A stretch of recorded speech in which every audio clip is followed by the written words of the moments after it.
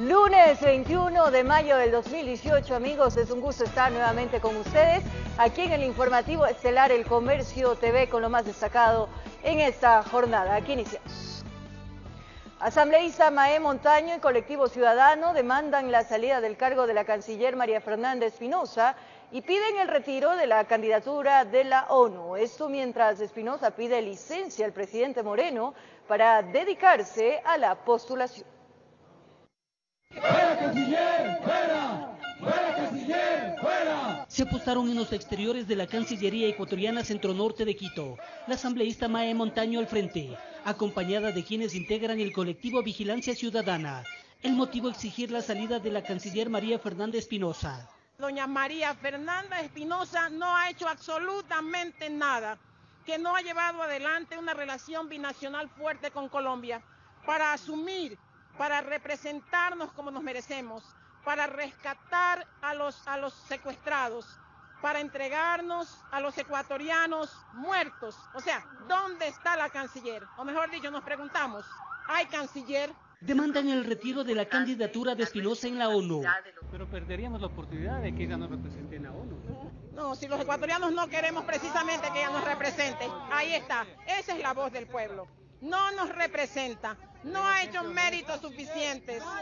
Además critican su postura frente a lo que ocurre en Venezuela. ¿Cómo va a ser justo que una persona que está supuestamente representando al Ecuador esté de parte de un país donde los ciudadanos están migrando al exterior, donde hay niños que se mueren de hambre, donde hay personas que están totalmente desnutridas, donde no hay alimentos? ¿Cómo va a ser justo que esté apoyando eso? Esto mientras la canciller Espinosa, en una entrevista en un medio de comunicación, informó que ha solicitado mediante carta dirigida al presidente Lenín Moreno una licencia del 24 de mayo al 6 de junio para dedicarle una atención especial a la candidatura de Ecuador, dada la proximidad de la respectiva elección por parte de los Estados miembros de la ONU, prevista para el 5 de junio del año en curso. Informó Héctor Romero. Asambleístas interpelantes del juicio político a los miembros del Consejo de la Judicatura presentaron sus pruebas de cargo ante la Comisión de Fiscalización de la Asamblea Nacional. Los legisladores aseguraron que por parte de la Judicatura habría existido injerencia en la justicia. A esta diligencia también fue convocado el exsecretario jurídico de la Presidencia, Alexis Mera, mismo que se habría excusado por no asistir.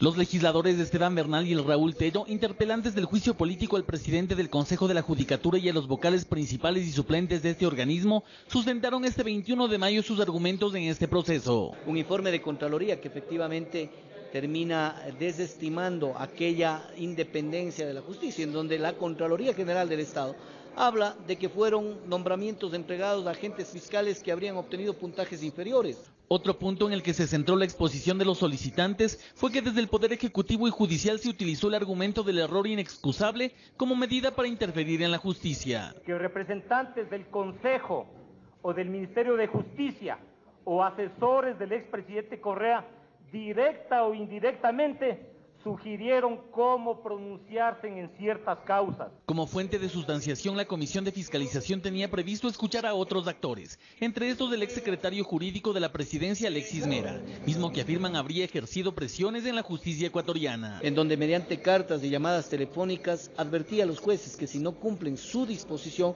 o su buen criterio jurídico, terminarían destituidos por parte del Consejo de la Judicatura. Mera, quien habría asegurado que le llegó tarde la invitación de la Comisión de Fiscalización próxima semana. Sin embargo, durante la sesión, otros actores también participaron de la sustanciación. Dada la Comisión Anticorrupción, estaban invitados los representantes de Human Rights, pero lamentablemente han dicho que no pueden participar, y de igual forma también un representante de un sector de los abogados. Otro de los invitados fue el doctor Hernán Ulloa, representante de los ex jueces destituidos, quien aseguró que su exposición se basará en diferentes ámbitos utilizados para la injerencia en la justicia por parte del Consejo de la Judicatura. Un tema es el error inexcusable, el otro tema es los concursos amañados, y el Consejo de la Judicatura, conociendo de esto, tenía que haber tomado cartas inmediatas para separarlos y promover a los mejores puntuados, y eso no lo ha hecho. Y sobre el proceso de juicio político que se sigue en contra del Consejo de la Judicatura, hay quienes opinan que se deberá analizarlo detenidamente, ya que junto al debate jurídico, el espacio donde se debate tendría clara connotación política. Ahí presentaron algunos casos, como por ejemplo el caso de Mary Zamora, los 10 de Luluncoto, pero no dicen también las sentencias declararon inocentes o sobreseídos, si queremos decirlo de esta manera, a estas personas que en su momento fueron procesadas. El plazo para la presentación de pruebas de cargo y descargo vencería este 30 de mayo. Posterior a esto, la comisión deberá elaborar un informe donde se recomiende o no enjuiciar políticamente a los miembros del Consejo de la Judicatura. Informó Javier Rosero. El régimen entregó de manera formal su proyecto de reforma a la Ley de Comunicación que establece la desaparición de la Supercom. Sus competencias pasan a la Defensoría del Pueblo y al Cordicom. Además, se elimina la figura del linchamiento mediático y se buscará una opinión de la CIDH sobre el alcance de la comunicación como servicio público. Tal como se había ofrecido, este lunes fue entregado en manos de la presidenta de la Asamblea el proyecto de reforma a la Ley de Comunicación, que según el régimen contiene 80 artículos y 9 ejes fundamentales. En el proyecto se elimina de la ley el esquema administrativo de sanción y control, suprimiendo la Supercom. Las competencias de la superintendencia pasan a la Defensoría del Pueblo y al Cordicom. Una de las acciones propuestas es eliminar definitivamente la mal concebida Supercom y dejar que la Defensoría del Pueblo sea la instancia que otorgue de manera inmediata las medidas de protección y restitución de derechos.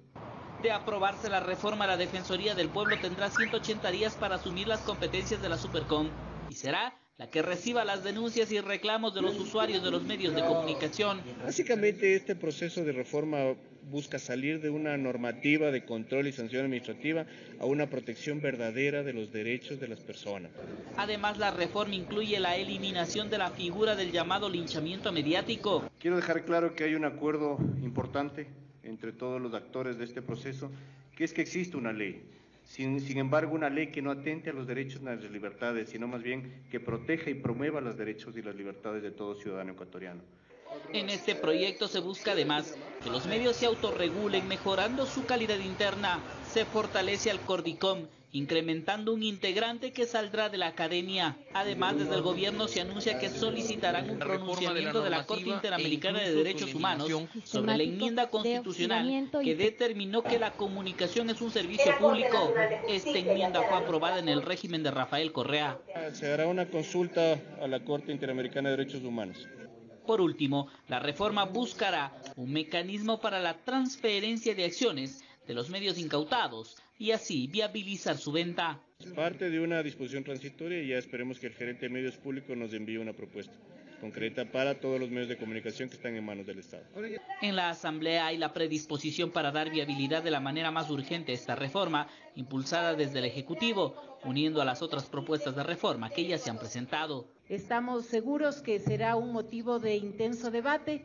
Es una ley que desde el inicio fue extremadamente cuestionada, controvertida, y esperamos que realmente todo este aporte que se pueda hacer desde las distintas visiones de los grupos políticos y bancadas de la Asamblea Nacional logren llevar adelante un cuerpo normativo que realmente garantice sobre todas las cosas la libertad de expresión.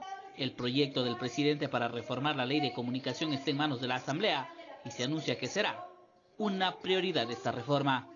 Informó Javier Gallo. Se registran las primeras reacciones tras la entrega del proyecto de reforma a la Ley de Comunicación propuesto por el Ejecutivo. En las diferentes bancadas ven como positivo los cambios. Desde la bancada social cristiana se califica como positivo el proyecto de reforma a la Ley de Comunicación propuesta por el presidente. Dicen que tras varios años, por fin se elimina la Supercom. Ya no será la Supercom la que se encargue directamente de juzgar. Habrá que afinar, por supuesto, algunos de los temas propuestos, pero es importante al menos que ya se dé una señal con la desaparición de la Supercom y adicionalmente con esta nueva línea que tendrán sobre todo los ciudadanos para que puedan en algún momento hacer llegar sus quejas a los medios de comunicación. Que es necesario, sin embargo, que se profundice en otros aspectos, por ejemplo, en derogar la enmienda que cataloga la comunicación como servicio público. La enmienda puede sortearse con una buena elaboración legal, porque en la enmienda trataron de entronizar este perverso concepto de que la comunicación es un servicio público.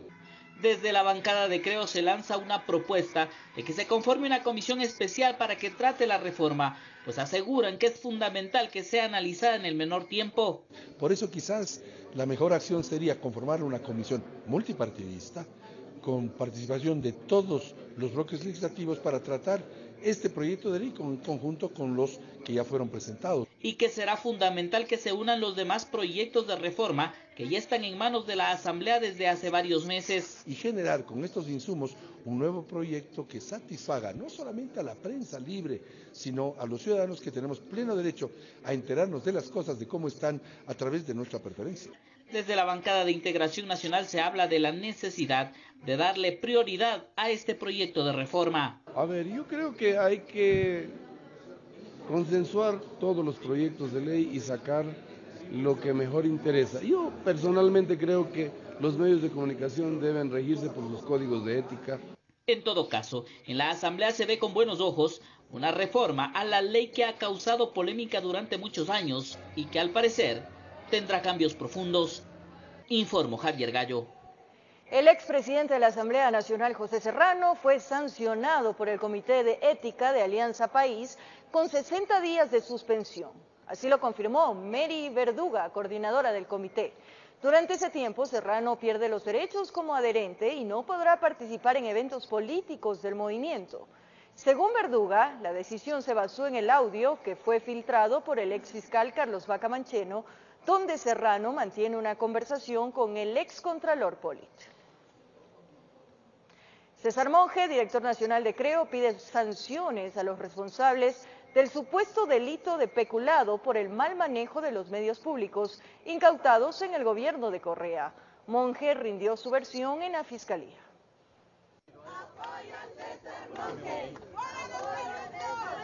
Fue en noviembre del 2017 que César Monge, presidente nacional de Creo, presentó en la Fiscalía General del Estado una denuncia por el supuesto despilfarro de recursos económicos en los medios públicos incautados en el anterior régimen. Monge este lunes rindió su versión. Absolutamente evidente que Alianza País, al incautar los medios privados que en su momento incautó y luego convertirlos en públicos, tenía una sola intención: abusar del poder, generar todo un proceso que hoy ha terminado con la dilapidación de aquellos medios. Algunos están prácticamente quebrados. El activista político dio algunos nombres de quienes deberían ser investigados por el delito de peculado. Todos sabemos cómo se manejaba esto a dedo, todos sabemos que Rafael Correa fue parte del abuso de los medios públicos y los medios incautados, y que sus lugartenientes, como los hermanos Alvarado y todos quienes fueron parte de la administración de los canales públicos, tienen que darle la cara al país. Mientras se vivía este ambiente en los exteriores de la Fiscalía, en la Asamblea Nacional, afines al correísmo rechazaban la acusación. Eso lo tienen que demostrar, porque cualquier cosa uno se puede denunciar. A cualquier persona se le ocurre, se levanta aparentemente iluminado y hace cualquier cosa. La situación es de que deben dejar, los medios de comunicación deben dejar de que en el caso que sea la justicia la que fluya y la que sancione si es que tiene que sancionar. Monge basa su denuncia en informes de la Contraloría General del Estado. El uso de recursos públicos para beneficios personales es peculado, y los delitos especulados no prescriben. Así que si hay señores responsables de esto que están pensando huir del país o irse, yo les quiero decir que esto no va a desvanecerse porque los señores responsables ya no estén acá. Lo que sí sería bueno es que la Fiscalía impida la salida del país de aquellas personas que, siendo responsables, de repente quieran coger un avión a Centroamérica. Informó Héctor Romero. Ahora les contamos en otro tema que familiares del militar desaparecido en la zona de Tobar, Donoso, realizaron un plantón en la Plaza Grande. Ellos pidieron a las autoridades no detener la búsqueda y que el caso se esclarezca. Luego de viajar por varias horas desde el Cantón Valencia, provincia de Los Ríos, madre, hermanos, primos, esposa y amigos cercanos del Cabo Segundo de Infantería Wilson y Laquiche llegaron temprano hasta la Plaza Grande. Con pancartas pedían a las autoridades no desmayar en la búsqueda del uniformado desaparecido desde el sábado 12 de mayo. Que prácticamente las autoridades se laven las manos y no nos digan nada y toda la responsabilidad se la echen a él. Queremos la verdad de lo que sucedió esa noche. La última comunicación que tuvo la esposa del uniformado fue 2 días antes de la novedad. Le llamó para hablar con su hijo que cumplía 8 meses. Solo dijo que estaba bien y que quería hablar con el niño porque ellos constantemente hacían videollamadas, pero el bebé estaba dormido. Y solo habló con mi hija, le dijo que iba a volver, el fin de mes llegaba. Como que tienen dudas de la información entregada por las autoridades militares. Las Fuerzas Armadas en boletín de prensa indicaron días atrás que 4 uniformados abandonaron el destacamento por decisión propia y fueron vistos libando en un bar. Lo único que pedimos es que se sepa la verdad, que a fondo se investigue qué es lo que le pasó a mi hermano. La información de que salieron por cuenta propia fue ratificada por el comandante de la Fuerza Terrestre, Roque Moreira, quien expresó su solidaridad con la familia del uniformado. Ellos abandonaron el destacamento, después 3 lógicamente fueron localizados, reincorporados. Hay un cabo, lógicamente, que no se ha reintegrado a la unidad, está falto al destacamento hasta el momento. Indicó que las tareas de búsqueda continúan en la zona, no hay nada concreto, así se mantiene la figura de desaparecido. Esto no fue en ningún momento en una operación militar, no por eso tampoco deja de ser nuestros compañeros y la búsqueda continúa realizándose en el sector. La familia cuenta con un testimonio de Wilson que envió por WhatsApp en la que cuenta cómo cumplía su guardia en el destacamento de Tobar Donoso. Hola mamita, espero que estés bien y nada, me tomé un ratito del tiempo, estoy de guardia y estoy amanecida. 10 días de incertidumbre, casi 2 semanas de no saber de la suerte del uniformado. En Quito informó Iván Casamín. Momentos de angustia y dolor viven los familiares de Oscar y Katy, la pareja secuestrada en la frontera norte. Ante la falta de recursos, sus parientes han organizado una rifa solidaria en Santo Domingo de los Áchilas. Él pasando un día venía mi hijo para acá a verlo. Y ahora ya no viene. Te extraño mucho. Las lágrimas surgen inevitablemente de don Héctor al recordar a su hijo Oscar, quien lleva 40 días secuestrado. Decía, papi, ¿qué tiene para los remedios? No, le digo, entonces me daba para la comida. A mí me duele el corazón y tenemos pena. El mismo dolor comparten los familiares de Katy, la novia de Oscar, más aún cuando la hija de ella la llama cada día. Ella la extraña, a veces se pone a llorar, llamando a la mamá, le manda audios diciéndole, mamita, ¿cuándo vienes? Yo quiero que tú me lleves a la escuela.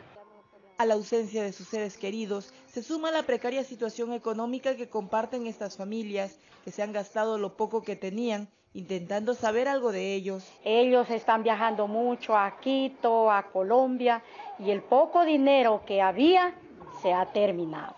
Es que ni para la lista de útiles de la niña, ni para las medicinas de don Héctor hay, y la salud de más de uno se ha quebrantado desde que inició lo que ellos consideran la peor pesadilla. Mi hermana era que mantenía a su hija y ahorita con todo esto se nos ha hecho difícil, más que todo no tenemos ni apoyo, ni ayuda de nadie, ni respaldo de nadie. No le deseo ni mi peor enemigo que le pase eso a uno, porque eso es muy duro. Aún así continúan realizando lo que esté a su alcance para pedir la liberación de sus familiares y para financiarse. Ahora están organizando una rifa. Porque las dos familias somos de escasos recursos y el viaje para allá cuesta y nos toca viajar para allá para saber de nuestros familiares.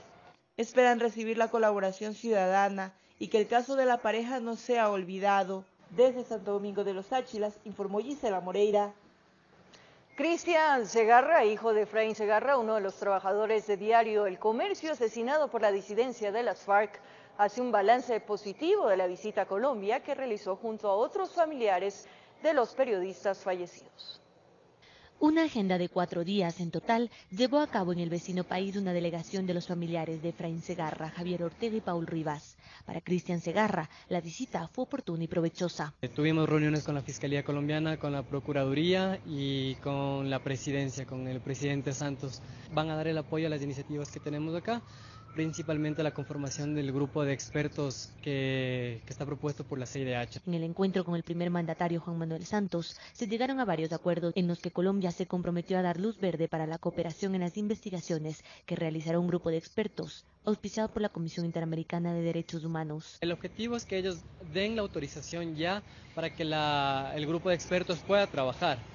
Pero en esta comunicación que habían enviado me parece que no estaba preciso el tema. Segarra resalta que estos compromisos y discursos deben traducirse en hechos concretos. Además, informó que la Procuraduría de Colombia conformará un grupo especial que acompañará a la Fiscalía en las investigaciones que se realicen en el país cafetero sobre este caso. Mientras tanto, para fin de este mes, se podría conformar la comisión impulsada por la CIDH que investigará y analizará la información dada por el Estado ecuatoriano respecto a las acciones emprendidas durante el secuestro de los 3 periodistas y su posterior asesinato.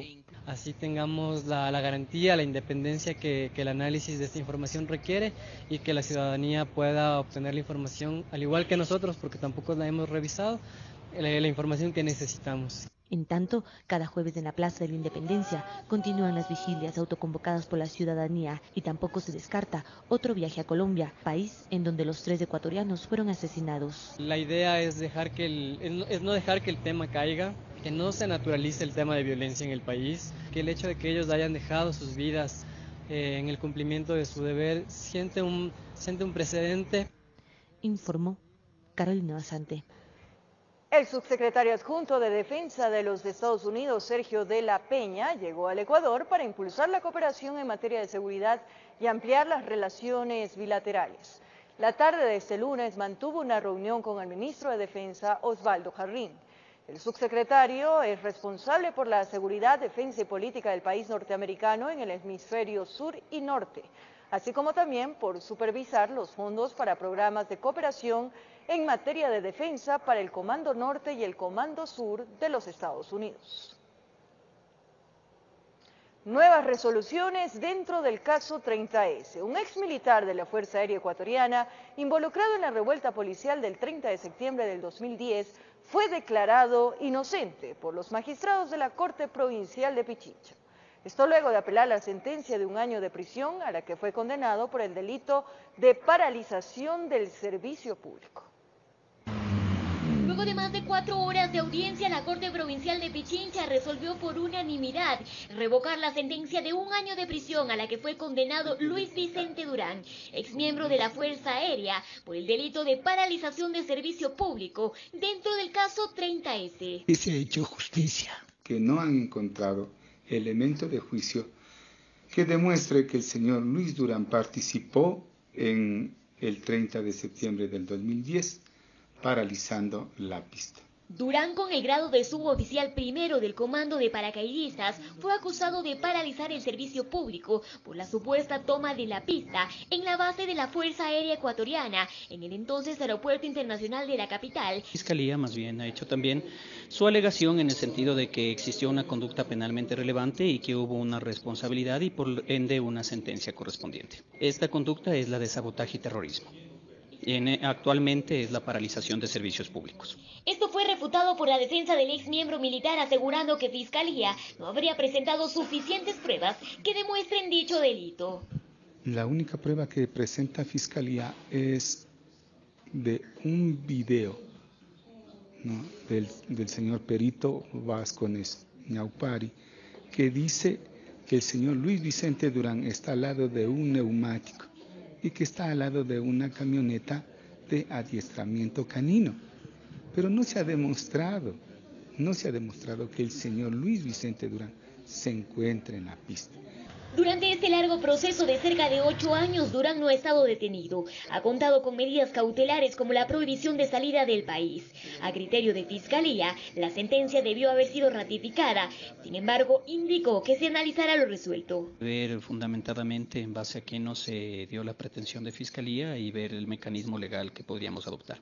Dentro de este caso, más de 60 policías y militares han sido sentenciados a 1 año de prisión por el delito de paralización del servicio público, cuyos procesos continúan adelante. En Quito informó Adriana Rojas.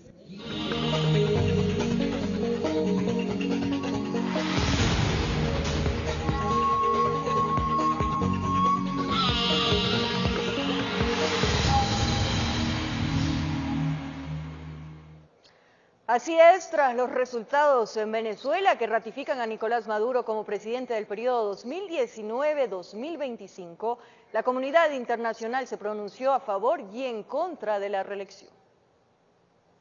Oficial del Consejo Nacional Electoral de Venezuela que ratifica a Nicolás Maduro como presidente para el periodo 2019-2025. Varios países expresaron su postura frente a los resultados de los comicios. Los países integrantes del Grupo de Lima desconocieron el triunfo de Nicolás Maduro y manifestaron que las votaciones en Venezuela no se efectuaron con los estándares de un proceso democrático, libre, justo y transparente.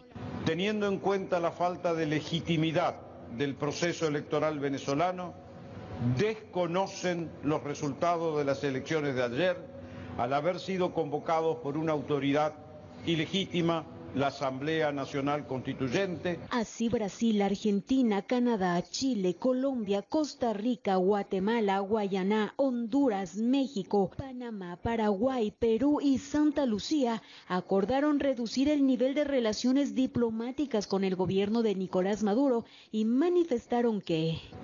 Ante este resultado, los gobiernos que nos sumamos a esta declaración consideran en este momento posibles medidas políticas y económico-financieras sancionatorias del régimen autoritario de Maduro, procurando en ello no afectar al pueblo venezolano, que es la primera víctima de esta ruptura de la democracia venezolana. Mariano Rajoy, presidente del gobierno de España, en su cuenta de Twitter manifestó que junto a sus socios europeos estudiará tomar medidas oportunas para detener el sufrimiento de los venezolanos. Estados Unidos, por su parte, calificó como fraudulentas las elecciones. Donald Trump firmó un decreto que limita a Venezuela a vender activos estatales. Por su parte, Nicolás Maduro acredita los resultados de las votaciones como una victoria popular. Los gobiernos de Bolivia, Rusia, Cuba y Nicaragua, por medio de sus cuentas de Twitter, felicitaron la reelección de Maduro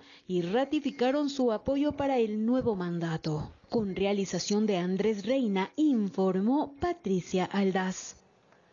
Además, expertos, juristas e internacionalistas consideran que el Ecuador debería desconocer las elecciones realizadas el fin de semana en Venezuela por considerar que estarían viciadas de ilegalidades.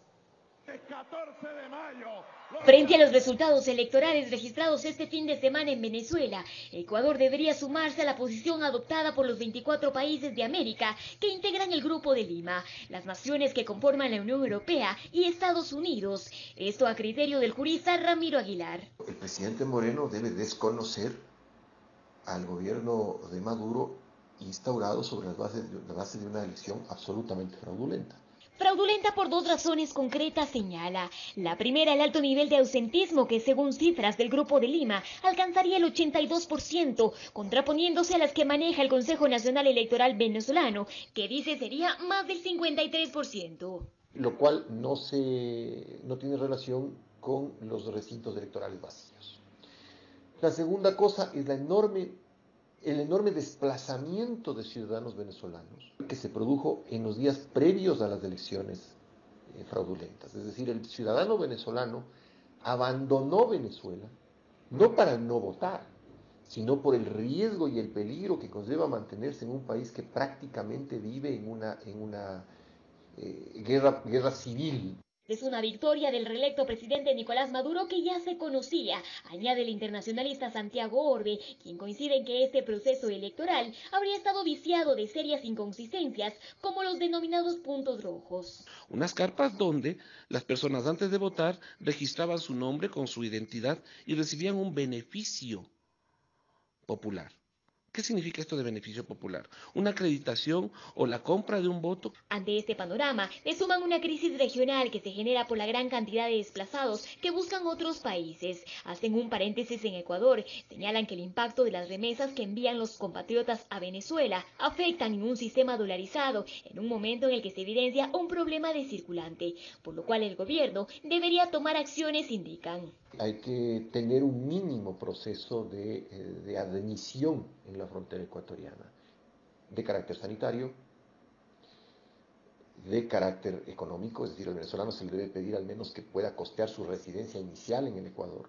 construir mejores mecanismos que garanticen los derechos no solo de quienes llegan al país, sino de quienes reciben a los desplazados. Los mecanismos que está aplicando parecerían ser insuficientes, sino que lo que está haciendo es a favor precisamente de precautelar tanto los intereses de la población venezolana como nuestros propios intereses. Hasta el momento el gobierno nacional no se ha pronunciado frente a los comicios en Venezuela. En Quito informó Adriana Rojas. Es momento, amigos, de nuestra primera pausa aquí en el informativo estelar El Comercio TV, y al regresar, mucha atención porque varios heridos tras accidentes de tránsito registrados la tarde de este lunes en la capital de la República. Además, la Agencia Metropolitana de Control debe pronunciarse sobre el caso de 2 canes que habrían asesinado a un menor de edad. Los detalles en breves minutos. Gracias por seguir en nuestra sintonía. Regresamos en El Comercio TV. En el sur de Quito, elementos de la policía asistieron a un llamado de auxilio por violencia intrafamiliar y se encontraron con varias armas de fuego. Los implicados no pudieron justificar la procedencia. La llamada salió del tercer piso de un departamento ubicado en el sector de Santa Anita.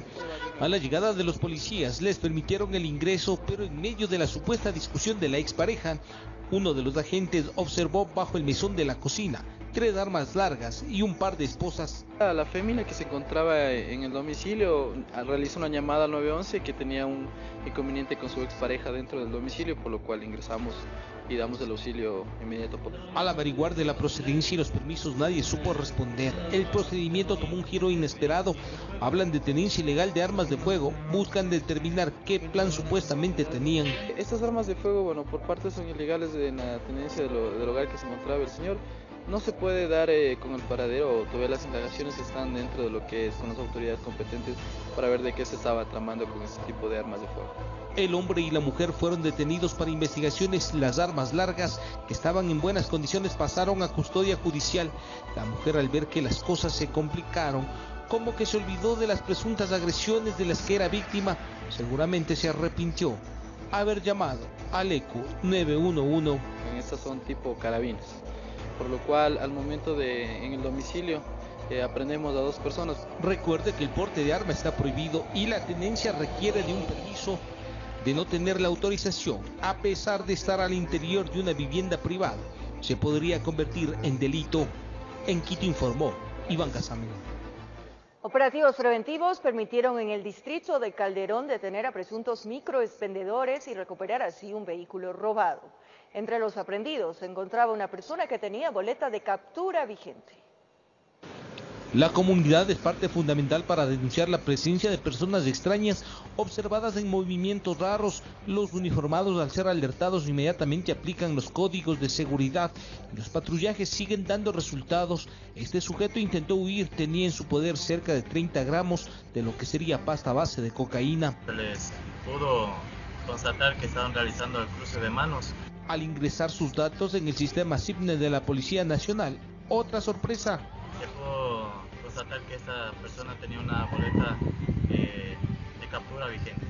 En otro caso similar en San Juan de Calderón, los movimientos de 2 personas delataron que estaban en negocios no permitidos. La policía les puso a correr, pero no avanzaron muchos metros. Fueron alcanzados. En la revisión al hombre y mujer aparecieron 50 sobres con dosis de lo que sería pasta base de cocaína. Realizamos un operativo con personal del GOM, encontrando a estas personas con las características que nos indicaba la ciudadanía. Mientras para los 6 ocupantes de este vehículo, 3 hombres y 3 mujeres, la rumba se les acabó cuando la policía detuvo la marcha del automotor. Circulaba con placas no reglamentarias. Se realizó el respectivo registro mediante el sistema informático de la Policía Nacional, reportando como robado dicho vehículo. El robo fue denunciado el pasado 20 de marzo. El conductor y otros ocupantes registran detenciones anteriores. De los 6 sospechosos, la autoridad judicial determinará el nivel de responsabilidad de cada uno. Se procedió a solicitar los documentos del vehículo, manifestando que no poseían ningún tipo de documento. En Quito informó Iván Casamen. Recorremos el país. Los operativos policiales de antinarcóticos en la provincia de El Carchi lograron una aprehensión de cerca de 1 tonelada de alcaloide, además de la detención de 11 personas entre colombianos y ecuatorianos. Como Operación Impacto 193 se denominó a la incautación de cerca de media tonelada de marihuana tipo creepy que era acopiada en un domicilio en el sector norte de Tulcán, en donde se encontró a 3 ciudadanos, 2 ecuatorianos y un colombiano, los que ahora están detenidos. Aquí se encontraron las evidencias y cómo era camuflado el alcaloide para luego enviarlo al interior del país. Quienes los camuflaban en quintales de papas y a través de un transporte pretendían sacarlos de esta provincia y iban con destino a diferentes sitios del país, de la sierra específicamente y presumiblemente también a Esmeraldas. Para la policía se trataría de una banda narcodelictiva bien organizada que opera en este lado de frontera, debido además a la forma del camuflaje, ya que para los uniformados esto lo hicieron de una manera casi perfecta. Esos estaban camuflados en unos cilindros de extintores color rojo que tenían sellados con suela completa, tanto por arriba y abajo. Tras las coordinaciones con la policía del vecino país, se logró la detención de un bus de transporte turístico que llevaba, aparte de pasajeros, una caleta con cerca de media tonelada de cocaína, la que tenía como destino Esmeraldas. El bus salió desde la ciudad de Cali y 8 personas que conocían del camuflaje ahora están detenidos. La cantidad decomisada es aproximadamente media tonelada también, específica son 472.62 kilos. Captaban ciudadanos colombianos en calidad de pasajeros para hacer un tour hacia Ecuador.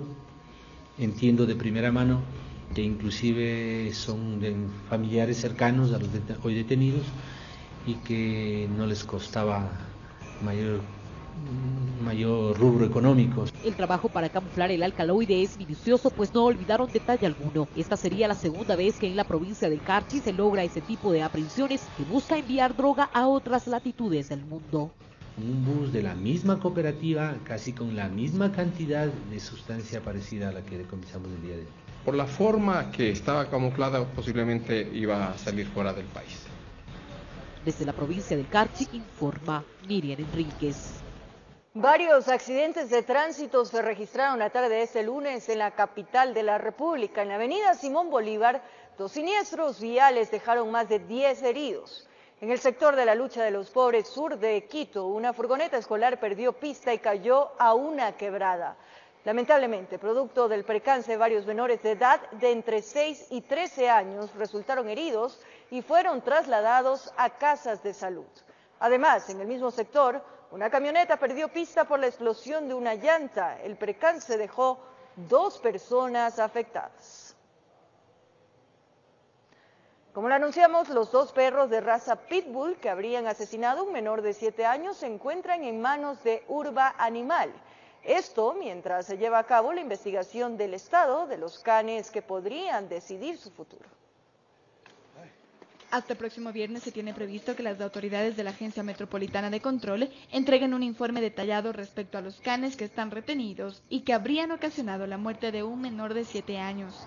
Para el efecto, nosotros debemos proceder conforme a esta ordenanza, conforme a la norma que nos establece nuestras funciones, a solicitar un examen de conducta de estos animales y con ese examen de conducta se tomará las decisiones que son del caso con Urba Animal. Este informe dará a conocer el futuro de los 2 perros de raza Pitbull. Si se verifica que estos animales tienen un comportamiento justamente peligroso y que podría atentar contra el resto de la ciudadanía, se procederá con la eutanasia de esos perros, es decir, serán dormidos, ¿no? Al momento los canes están en custodia de Urba Animal, con quienes quisimos conversar, pero dado que la muerte del pequeño se encuentra judicializada, no pudimos tener su versión. Adicionalmente, si se verifica, como les mencionaba, que estos perros fueron efectivamente los responsables del fallecimiento del menor, se impone una sanción administrativa que va desde el 45% de una remuneración básica unificada hasta el 90% de una remuneración básica unificada. Así lo dispone la ordenanza metropolitana, pero también debemos considerar que los tenedores de los perros, los responsables de esos perros, deben cubrir con todos los costos del sepelio del menor. La muerte del pequeño se descubrió el pasado viernes 18 de mayo. Sus padres lo habían reportado como desaparecido, pero lo encontraron sin vida en una terraza donde habitaban los canes. En Quito informó Andrea Orbe. Momento de una nueva pausa aquí en el Comercio TV al regresar en lo más destacado del acontecer internacional en Colombia. Cierre de campaña electoral con denuncias anticipadas de fraude. Los detalles en pocos minutos. Nos despedimos, amigos. Una buena semana y un abrazo grande.